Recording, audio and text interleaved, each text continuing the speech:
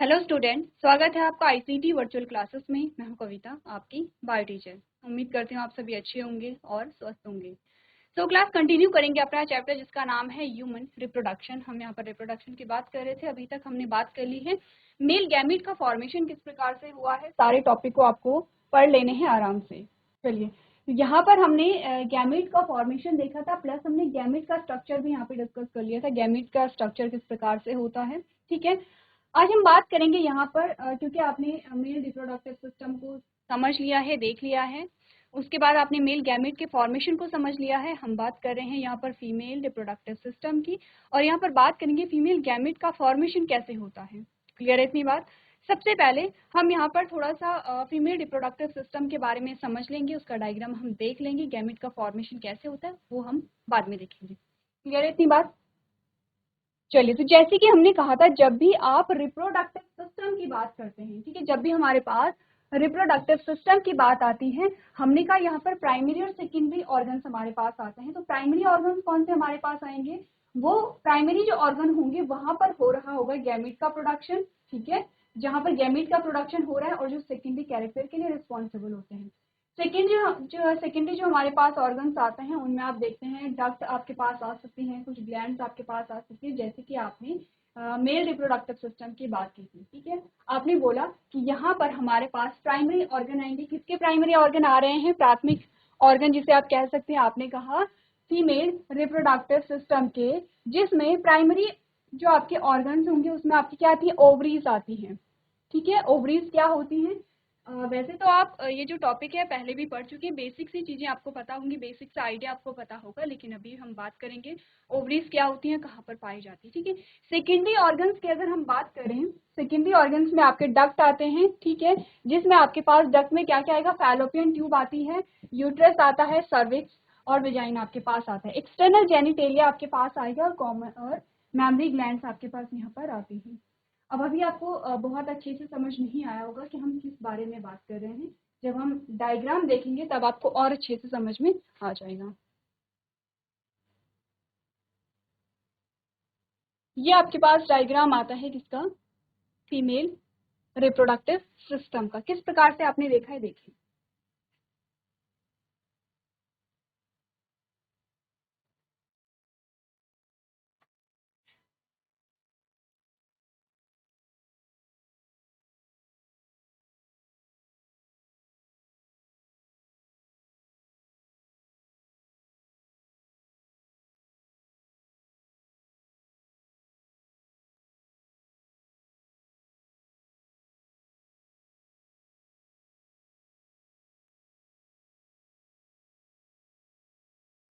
ठीक है, पहले आप एक एक करके डायग्राम को बनाइए, फिर हम समझेंगे एक एक करके इनकी क्या लेवलिंग होती है।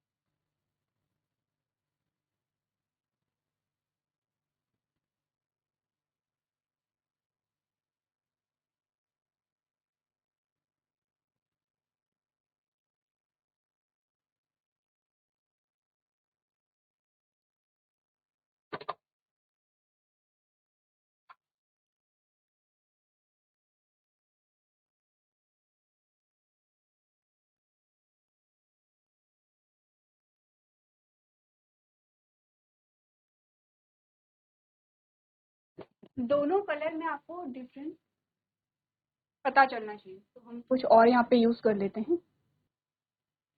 ये आप समझ रहे होंगे, आउटर मोस्ट लेयर हम बना रहे हैं, ये सेकंड लेयर बन रही है, ठीक है। अलग अलग नाम है इन लेयर्स के, और इनका फंक्शन भी क्या होगा? अलग अलग होगा,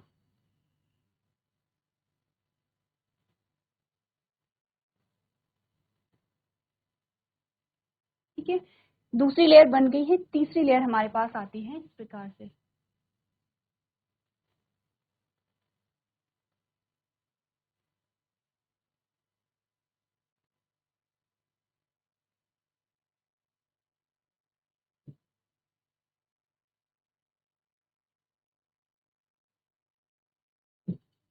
अगर आप चाहते हैं कि आपको फीमेल रिप्रोडक्टिव सिस्टम या कोई भी सिस्टम आपको इजीली लर्न हो जाए तो आप क्या करेंगे, साथ साथ में बनाएंगे, क्योंकि इमेज देख के हमें इतना तो पता चल जाता है कि क्या क्या कौन कौन से पार्ट इसमें होते हैं, लेकिन जब हम बनाते हैं हमें और ज़्यादा क्लियर हो जाता है। ठीक है, इतनी बात क्लियर है। चलिए अब यहाँ पर क्या कर लेते हैं, और भी आपके पार्ट्स आते हैं, जैसे कि आपने कहा कि जो डक्ट आती हैं नीचे वाले पोर्शन में आपके पास डक्ट आती हैं। अगर हम बात करें कि नीचे वाला जो पोर्शन आपका आता है इस प्रकार से आपके पास क्या आती हैं, डक्ट आते हैं। ठीक है, इतने पार्ट की लेवलिंग अगर हम कर लें तो हमने बोला आपके पास क्या क्या चीजें आती आई हैं। एक तो ये बीच में ये वाला पोर्शन आया है, एक आपके पास दो साइड कुछ ट्यूब जैसी संरचनाएं आई हैं। ठीक है, और एक आपके पास ये संरचना आई है जिसे हम क्या कहते हैं, ओवरी कहते हैं। तो सबसे पहले हमने कहा ये वाला पोर्शन क्या है, ओवरी है। अच्छा, इससे पहले एक और बात, यहाँ पर ये जो हम सिस्टम पढ़ रहे हैं कहाँ पर पढ़ रहे हैं, आपने कहा था एब्डोमिनल कैविटी में पढ़ रहे हैं, पेल्विस रीजन में पढ़ रहे हैं। ठीक है, इतनी बात क्लियर है, कंफ्यूजन नहीं होना चाहिए क्योंकि आप क्लास 12th में आ चुके हैं। छोटी छोटी चीजें हैं, ये आपको पहले से कॉन्सेप्ट क्लियर होनी चाहिए कि ये जो स्ट्रक्चर हमने पढ़ा, हमने कहा एब्डोमिन कैविटी में हम पढ़ रहे हैं, उसके सबसे लास्ट वाले पोर्शन यानी कि पेल्विस रीजन की हम बात कर रहे हैं। ठीक है, सबसे पहले हमने कहा ये वाला जो पोर्शन होता है इसे हम कहते हैं यूट्रस। ठीक है, इसे हम क्या कहते हैं, यूट्रस कहते हैं। ये वाला जो पोर्शन है इसे आप कहते हैं ओविडक्ट या फैलोपियन ट्यूब। जैसे कि अभी आपने कुछ देर पहले अलग अलग पार्ट्स के बारे में बात की थी, यहां से हमने स्टार्ट किया था और आपने कहा था कि जो प्राइमरी ऑर्गन आपके पास आते हैं वो आते हैं ओवरीज। ठीक है, वो आते हैं ओवरीज आते हैं। ठीक है, एक पेयर आपका ओवरी का आता है। सेकेंडरी ऑर्गन में आपने क्या बोला, यहाँ पर फैलोपियन ट्यूब की आपने बात की है। ठीक है, यूट्रस की आपने बात की है, तो लिख दें आपने कहा ये पूरा जो पोर्शन आपके पास आता है, ये वाला जो पोर्शन आपके पास आता है ये तो है यूट्रस। ये जो पूरी ट्यूब है, हमने कहा यहां से लेके यहां तक का जो पूरा पोर्शन है आपके पास, यहां से लेके यहां तक का जो पूरा पोर्शन आपके पास आता है इसे आप कहते हैं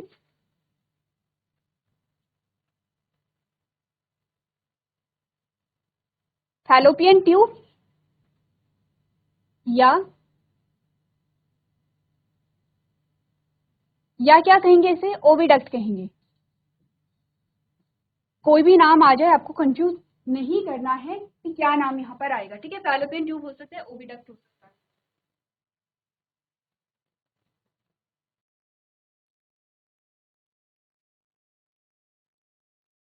चलिए, अब जो आपकी फैलोपियन ट्यूब होती है, जो ओविडक्ट होती है, वो तीन अलग अलग पार्ट में डिवाइडेड होती है। हर एक पार्ट का आपको नाम याद रखना है। ठीक है, हर एक पार्ट का आपको नाम याद रखना है। आपने कहा ये जो ट्यूब जैसी संरचना है छोटी सी, ये वाली जो संरचना है इसे आप कहते हैं इस्थमस।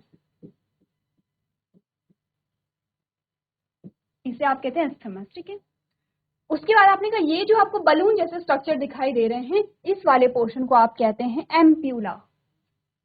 ये वाला जो पोर्शन आपके पास आता है इसे आप कहते हैं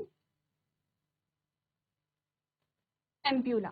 इतनी बात क्लियर है, इसे आप कहेंगे एम्प्यूला। और एम्प्यूला के बाद सबसे लास्ट वाला जो पोर्शन, ये वाला पोर्शन आपके पास आता है, इसे आप कहते हैं इनफंडिबुलम। ये वाला जो पोर्शन आपके पास आएगा इसे आप कहते हैं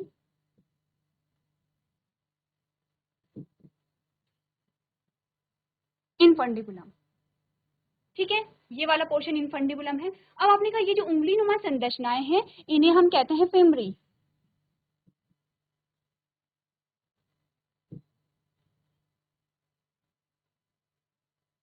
देखिए, फैलोपियन ट्यूब के तीन पार्ट्स होते हैं।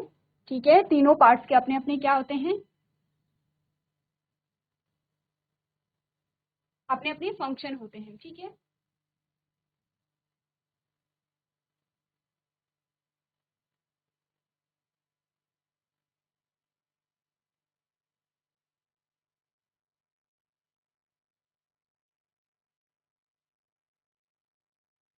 इसे इसी पोर्शन में लिखते हैं। इतनी बात क्लियर है कि हमने यहाँ पर बात की है किसकी, फैलोपियन ट्यूब की। फैलोपियन ट्यूब के तीन पार्ट्स की बात हो गई है। आपके पास सबसे पहला पार्ट होगा स्थिमस। सबसे पहला जो आपके पास पार्ट होगा वो होगा स्थिमस। सेकेंड होगा, पहले तीन पार्ट की बात कर लेते हैं उसके बाद आगे की बात करेंगे। ठीक है, पहला भाग आपके पास स्थमस आया है, सेकंड आपके पास एम्प्यूला आया है, थर्ड जो आपके पास पार्ट आया है वो है इनफंडिबुलम। इनफंडिबुलम में जो उंगलीनुमा संरचनाएं होती हैं वो होती हैं फिम्बरी, ठीक है, वो क्या होंगी यहाँ पर फिम्बरी होंगी। अब आप फिम्बरी को लिख सकते हैं यहाँ पर, फिम्बरी। 3 पार्ट हो गए हैं। दोनों तरफ जो फैलोपियन ट्यूब होती है सेम ही आपके पास क्या आएगी, लेवलिंग आएगी। ये स्टिमस है, ये एम्प्यूला है, ये आपके पास इनफंडिबुलम वाला है, और ये आता है आपके पास फिम्बरी, ठीक है। ये आपके पास है ओवरी, ठीक है। एक ओवरी इस साइड आपके पास आएगी और एक ओवरी इस साइड आपके पास आएगी। ये तो आपने बात कर ली है किसकी, फैलोपियन ट्यूब की। ये यूट्रस आ गया है। अब यूट्रस को जब आप पढ़ते हैं तो उसकी लेयर्स भी अलग अलग आपके पास आती हैं, ठीक है, आपके पास अलग अलग नाम दिए गए हैं। तो यहाँ पर आपने का जो आफ्टर मोस्ट लेयर होती है इसे आप कहते हैं पेरीमीट्रियम। क्या कहेंगे इसे, पेरीमीट्रियम कहेंगे, ठीक है।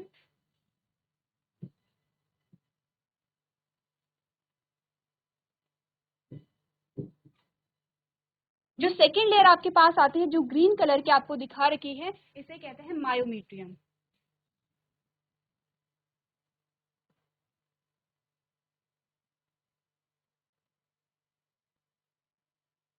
और जो सबसे इंटरनल लेयर आपके पास आती है इसे हम कहते हैं एंडोमेट्रियम।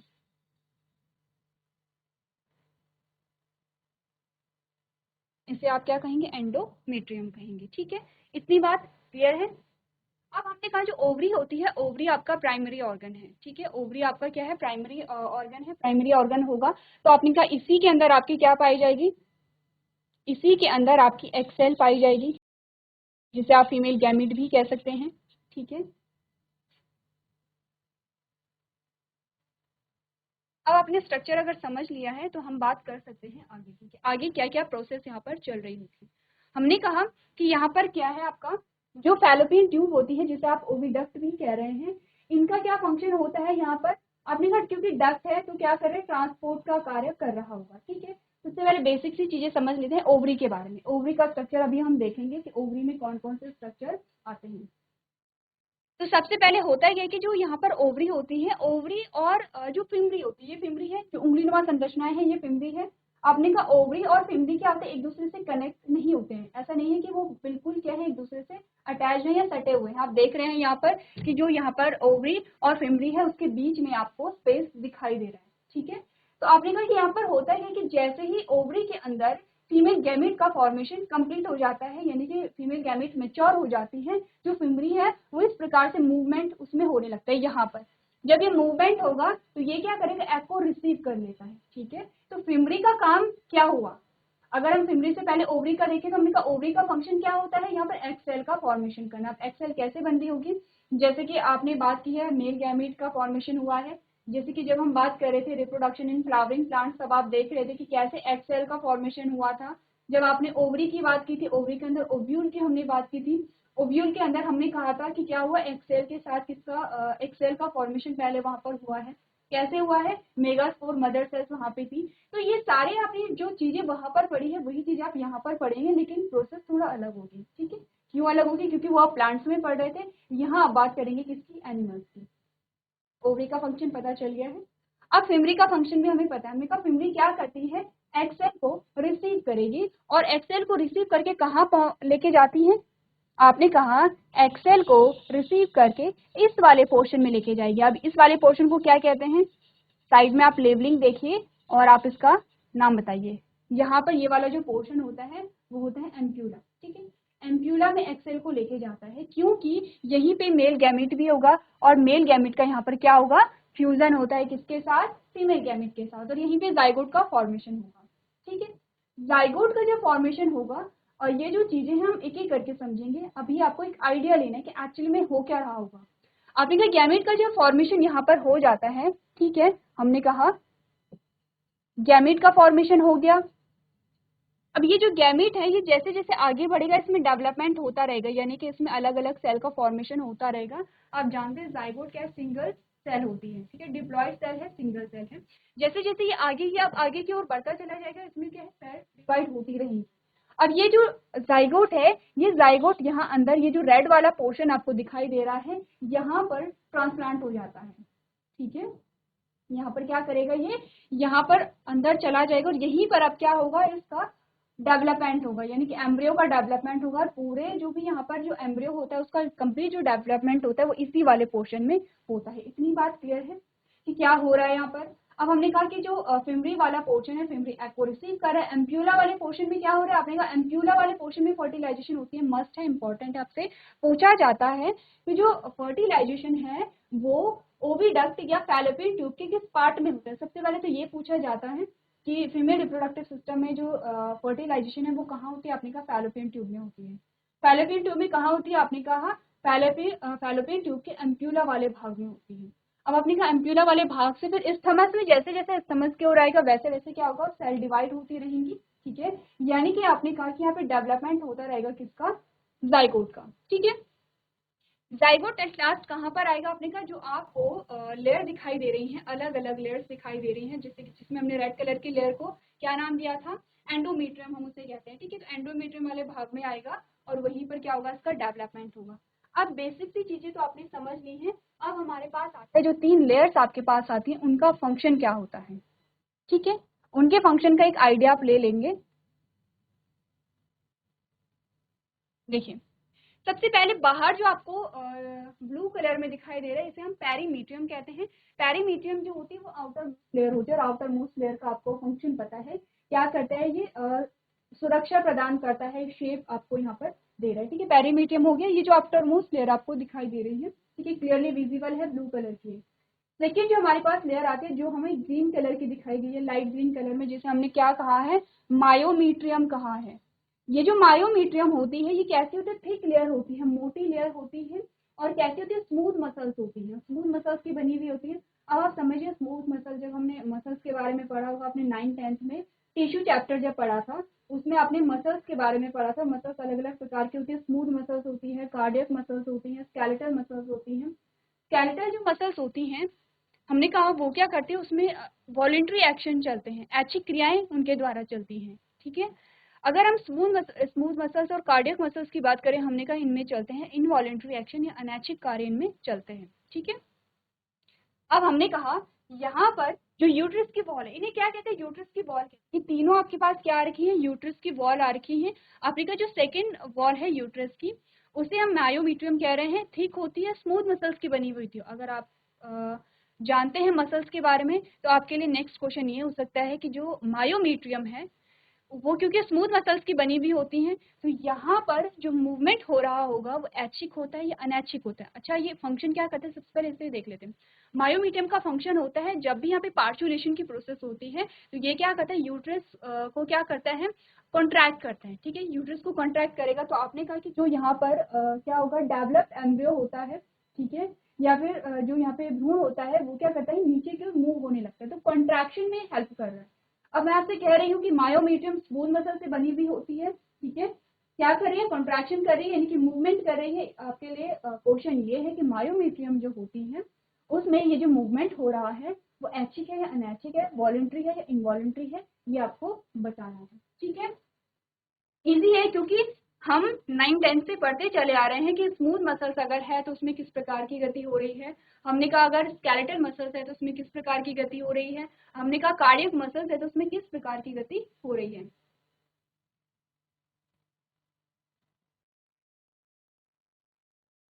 तो देखिए क्योंकि स्मूथ मसल्स है तो आपने कहा यहाँ पर क्या होंगी, इनवॉल्यूंटरी एक्शन होगी। वॉल्यूंटरी एक्शन कहाँ पर होती है, जहाँ पे स्केलेटल मसल्स होती है। अब आपको ऐसा तो नहीं हो सकता है कि कोई भी जो फीमेल है वो अपने यूट्रस को अपने अकॉर्डिंग क्या कर सकती है, मूव करा सकती है, ऐसा नहीं हो सकता, ठीक है। चलो पेरीमीट्रियम हो गया है, मायोमीट्रियम हो गया है। अब बात करते हैं एंडोमेट्रियम की, जो कि मोस्ट इंपॉर्टेंट है। और अगर आप बात कर रहे हैं रिप्रोडक्शन की, या अगर आप बात कर रहे हैं एम्ब्रियोनल डेवलपमेंट की, या अगर आप बात कर रहे हैं मेंस्ट्रुएशन की, तो आप एंडोमेट्रियम को पढ़ते ही पढ़ते हैं, ठीक है। एंडोमेट्रियम सबसे इनर वॉल है किसकी, यूट्रस की, जो आपको रेड कलर में दिखाई गई है। इसका फंक्शन क्या होता है, बहुत इंपॉर्टेंट फंक्शन है इसका। जब हम बात करेंगे यहाँ पर मेंस्ट्रुएशन की, जब हम बात करेंगे मेंस्ट्रुअल साइकिल जब हम पढ़ेंगे तब यहाँ पर इसका बहुत इंपॉर्टेंट रोल होता है। आपने कहा, मैंने आपको अभी बताया था, जो जाइगोट यहाँ पर बनेगा एम्प्यूला में, वो क्या आता है, यहाँ पे क्या होता है, इम्प्लांट हो जाता है, यानी कि वो यहाँ से आ करके और ये जो रेड कलर की आपको लेयर दिखाई दे रही है, रेड कलर की जो वॉल दिखाई दे रही है, उसके अंदर क्या होता है, वहाँ पे फिक्स हो जाता है या उसके अंदर सेट हो जाता है, वहीं पे उसका डेवलपमेंट होगा। तो इतना तो आप जानते हैं कि जो मायोमेट्रियम है वहां पर क्या होगा, उसकी वॉल में क्या होगा, जो डेवलपिंग एम्ब्रियो है उसका डेवलपमेंट होता है। क्या फंक्शन होगा इसका, नरिशमेंट प्रोवाइड कराता है। अब एंडोमेट्रियम आप का जो सीधा सीधा रिलेशन होता है वो होता है मेंस्ट्रुअल साइकिल से। ठीक है, आपने कहा कि यहाँ पर हर महीने हर मंथ जो होती है 28 डेज की साइकिल होती है, और 28 डेज में क्या होता है, एक बारी जो एग का फॉर्मेशन होगा, एग रिलीज होगा वो इस ओवरी से होगा, दूसरे मंथ में जो एग रिलीज होगा वो इस ओवरी से होगा। ठीक है, जहां से भी एग रिलीज हो रहा है, आपने कहा कि जो मायोमेट्रियम है वो जो एंडोमेट्रियम है हमारी, वो क्या होती है, वो बनने लगती है, वो थिक वॉल, ये भी क्या होगी, थिक वॉल होगी। ठीक है, उसका फॉर्मेशन होने लगता है। क्यों फॉर्मेशन हो रहा है, आपने कहा जो ग्रोइंग जाइगोट है या फिर जो ग्रोइंग एम्ब्रियो है उसे रिसीव करने के लिए, उसे यहाँ पर रिसीव करने के लिए क्या होता है, ये इसमें थिकनेस बढ़ती चली जाती है, थिकनेस क्या होगी, बढ़ती चली जाएगी।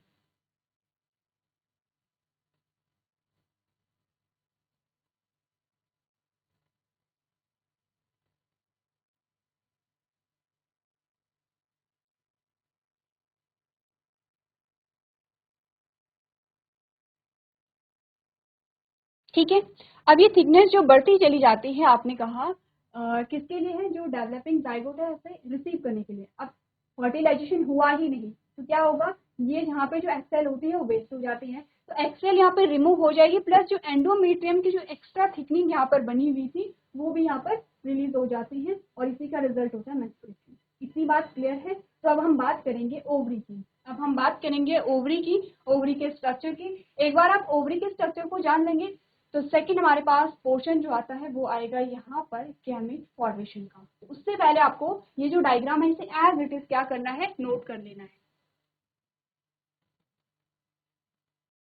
चलिए, आपने नोट कर लिया होगा। अब थोड़ा सा ओवरी का स्ट्रक्चर देख लेते हैं। ठीक है, हमने कहा जो ओवरी होती है वो ओवल शेप की होती है, इस प्रकार से ओवल शेप की होती है। ठीक है, ओवल शेप की जो होती है, ये जो कलर मैं आपको कर रही हूँ, जो अंदर का पोर्शन है पूरा येलो वाला पोर्शन, इसे हम कहते हैं स्ट्रोमा। इस पूरे पोर्शन को हम कहते हैं स्टोमा। ठीक है, स्टोमा, पूरे पोर्शन को, इस पूरे पोर्शन को हम स्टोमा कहते हैं। अब स्टोमा जो है उसके दो भाग होते हैं। ठीक है, उसके क्या होते हैं, दो भाग होते हैं।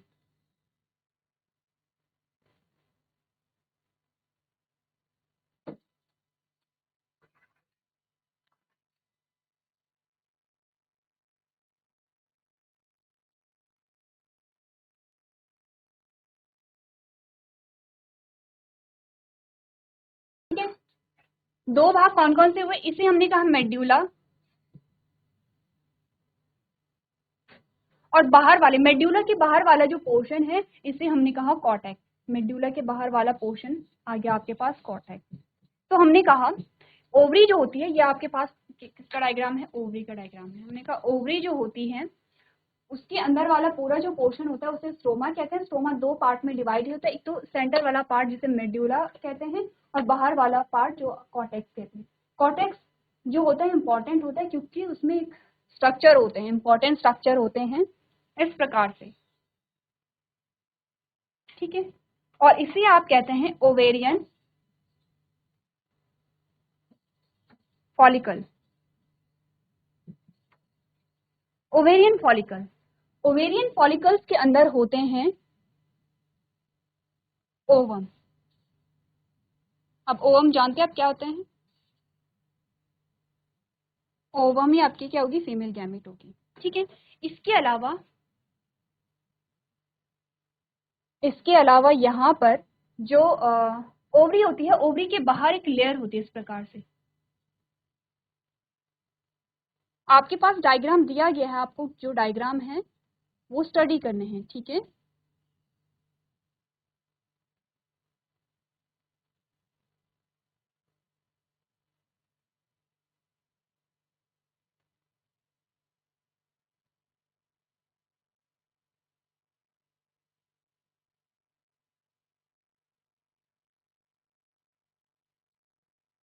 इस लेयर को हम कहते हैं जर्मिनल एपिथेलियम।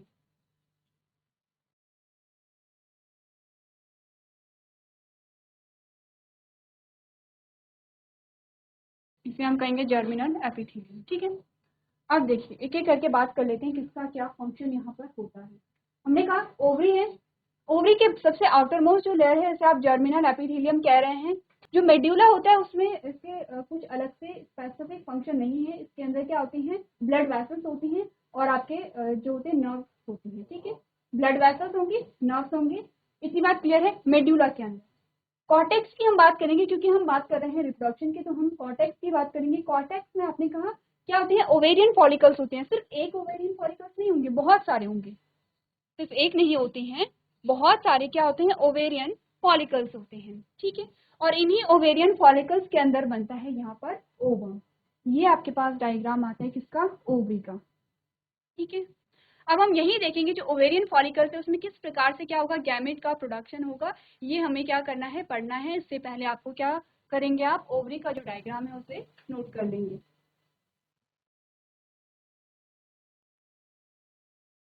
चलिए, तो क्लास आज हमने बात की है फीमेल रिप्रोडक्टिव सिस्टम की और साथ ही हमने बात की है ओवरी के स्ट्रक्चर की। तो दोनों के स्ट्रक्चर को आपको अच्छे से समझ लेना है, पढ़ लेना है, इंपॉर्टेंट है, क्योंकि अगर आप डायग्राम समझ गए हैं तो आप आधी चीजें समझ चुके हैं। ठीक है, तो इससे आगे हम बात करेंगे किस प्रकार से फीमेल गैमेट का फॉर्मेशन होता है। तो आप थोड़ा सा घर से पढ़ करके लेके आएंगे। तो आज के सेशन में हम इतना ही करेंगे। अभी तक क्लास में बने रहने के लिए आपका धन्यवाद।